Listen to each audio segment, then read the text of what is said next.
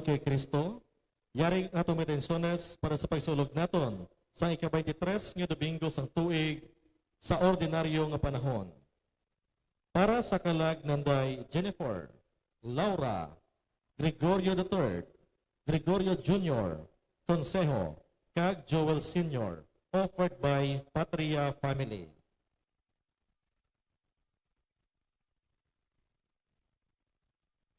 Para sa kalag ni Luisa, offered by Tauro and Arroyo Family.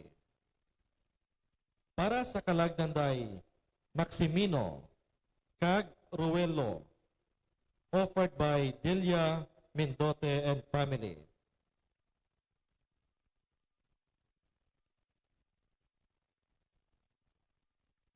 Para sa kalag ni Alejandro Jr., offered by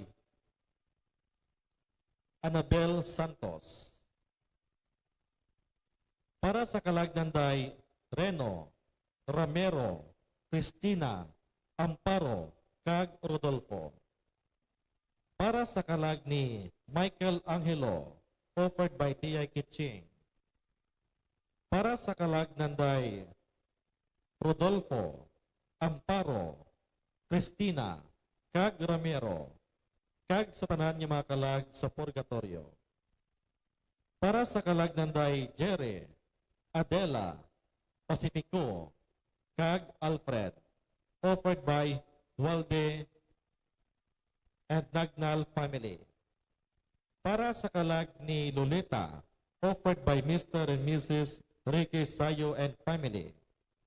Thanksgiving is offered to Jeric Capaducio on his 8th birthday tomorrow, offered by Lula Kitching and Family. Thanksgiving is offered to Brian Kenneth Capauan on his birthday, offered by Nanay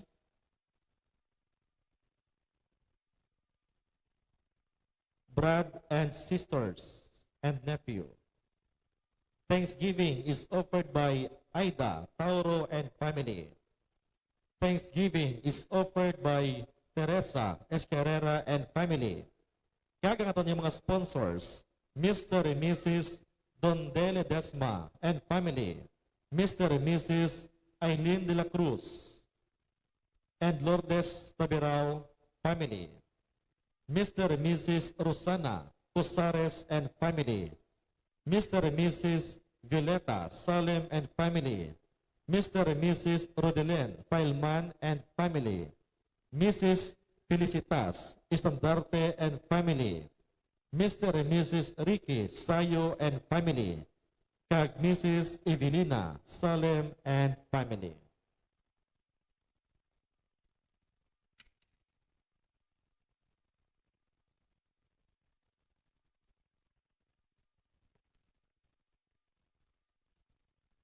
Ang kaluwasan sang Ginoo hindi lamang para sa kalag, kundi para sa bug-os nga pagkatawo. Sa nauna nga balasahon, ginapakilala ni Propeta Isaías ang pagluwas sang Dios paagi sa pag-ayos sang lawas kag sang pagbuhi sang desyerto.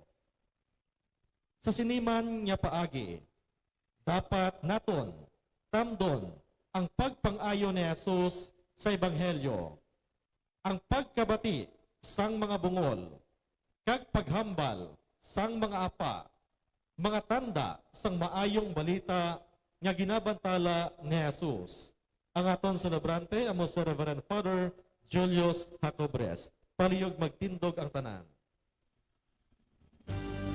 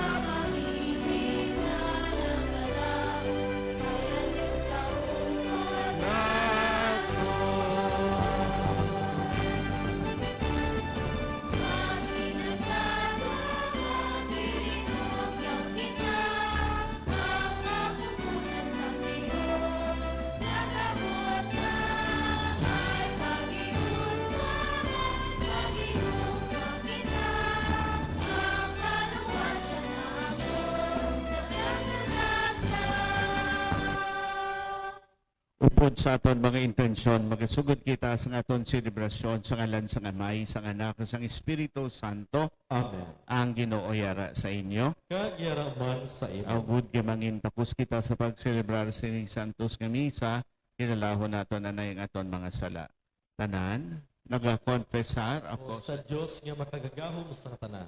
Kay sa inyo mga utod, kinakasala ako matuod sa una-una, sa pulong, sa buhat, kay sa pagpatumbaya, sa konsala, sa kundako nga tud nga sala. Busa nagaampo kay Santa Maria Berhen gihapon, sa tanan niya mga les kay mga santos. Kag sa inyo mga utod, igampo niyo ako sa aton Ginoong Dios. kabay nga maluoy sa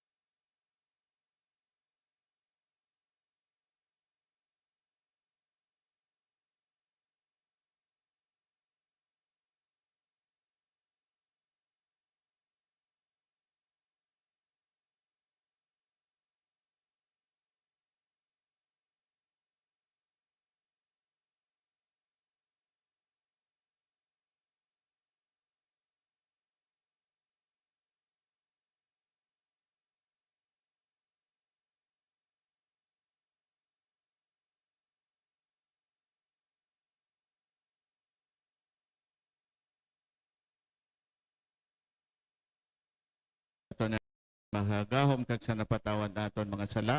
Titiyang kita niya padulong sa kabuhi nga walay katapusan. Amen.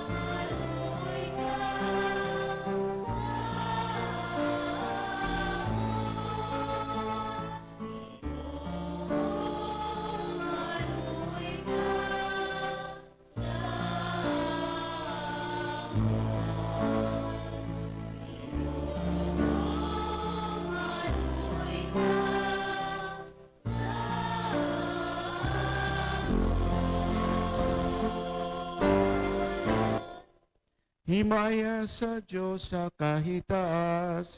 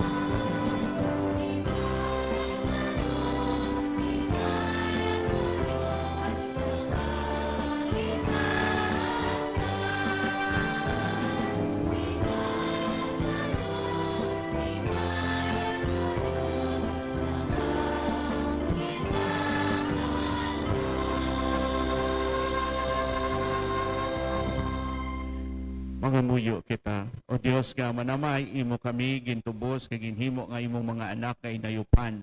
Tamda kami nga imo mga alagad, agod nga kami magtuo kay Kristo, nga tuo kay Kristo mahatagan sang kahiluwayan kag sang pananublion nga walay katapusan. Napangayo namin ni sa imo pagi kay Hesukristo imo anak kagamon Ginoo nga nagakabuhi kag nagahari upod sa imo sa kaisahan sang Espiritu Santo. Dios sa tanan ng mga tuig sang mga katuigan. Amen.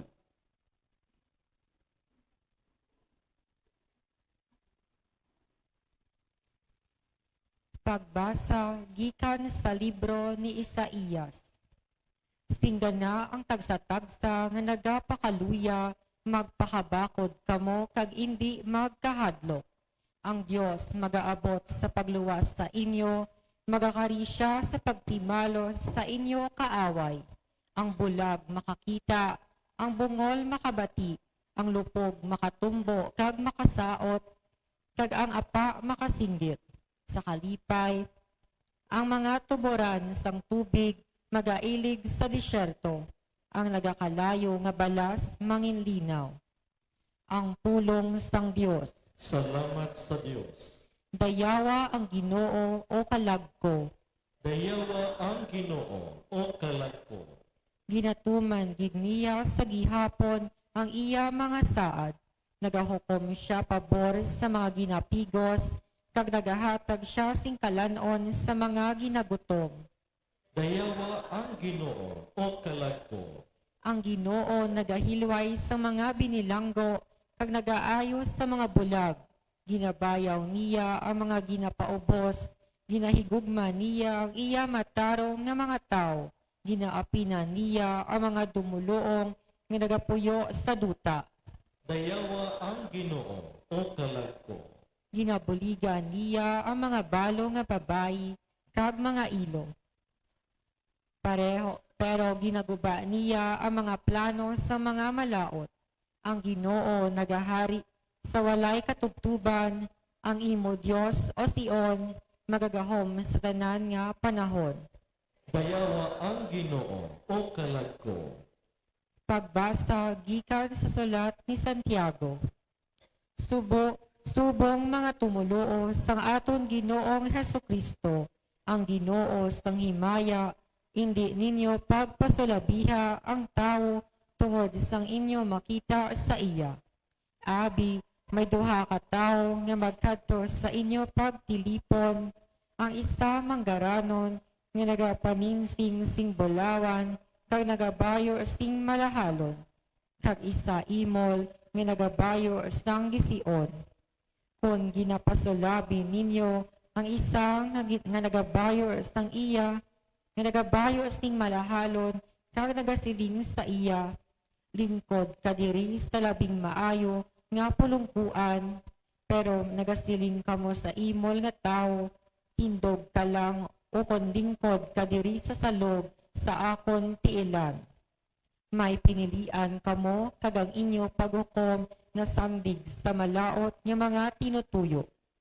Pamati kamo, tinigugma ko nga mga utod, ginpili sang Dios ang mga imol, sining kalibutan, agod mangin manggaranon sila sa pagtuo, kag maangkon nila ang ginharian nga iya ginsaad sa mga nagahigugma sa iya. Ang pulong sang Dios. Salamat sa Dios. Palyag magtindog ang tanan.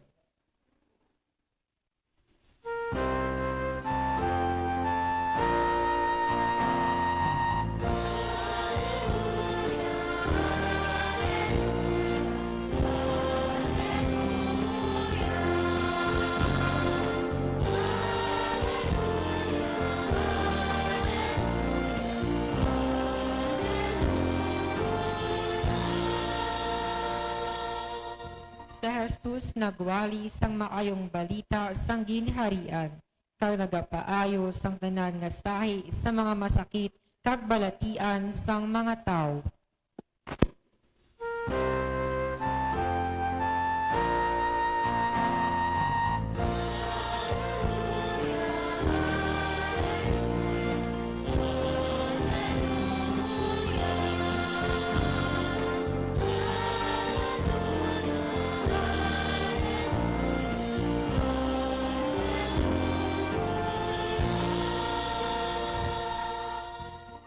Ang Ginoo yara sa inyo. kag yaraman sa Balasahon gikan sa Santos nga Ebanghelyo suno kay San Marcos.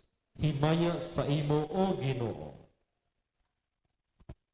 Si Jesus naghalin sa kadutaan sang Tiro kag nagpadulong sa linaw sang Galilea. Nag-agi siya sa Sidon kag sa mga duog nga sakop sang Decapolis. May isa ka tawo nga bungol kag halos makahambal nga gindala sang mga tawo kay Jesus. Nagpakiluoy sila sa iya nga itungtong niya ang iya kamot sa bungol. Gindala siya ni Jesus sa unhan malayo sa madamo nga mga tawo kag gingulo ni Jesus ang iya mga tudlo sa duha ka dulunggan sang tawo. Nagdupla si Jesus kag gintandog niya ang dila sang tawo.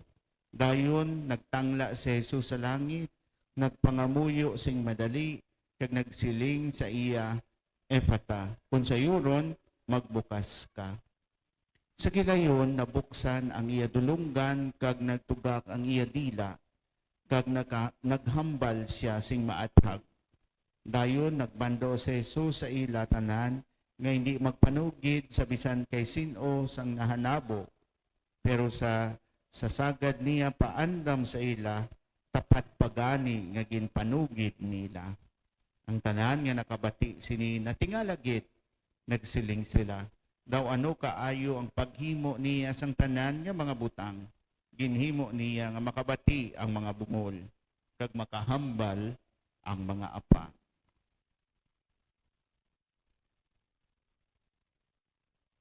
Ang Ebanghelyo sang Ginoo. Pagdayaw sa imo o Ginoong Heso Kristo. Mga utod ang tema sang aton nga pagpamalandong subong nga ika-23 nga Domingo sang ordinaryo nga panahon. Kuhaon naton sa Ebanghelyo nga kung sa diin ginayo